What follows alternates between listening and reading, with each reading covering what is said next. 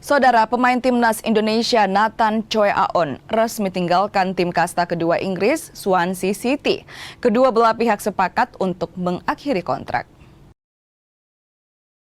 Kontrak pemain timnas Indonesia Nathan Choi Aon di Swansea City masih tersisa semusim atau hingga Juni 2026. Tetapi kedua belah pihak sepakat mengakhiri kontrak lebih cepat. Hal ini disampaikan Swansea City di laman dan lini masa klub Rabu malam. Nathan datang ke Swansea City pada tahun 2023.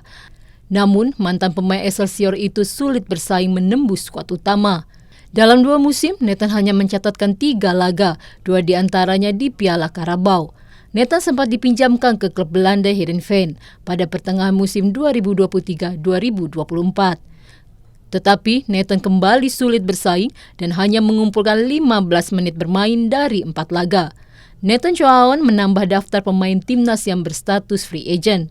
Sebelumnya ada Tom Haye, Rafael Struijk, Sam Patinama, dan Justin Hubner.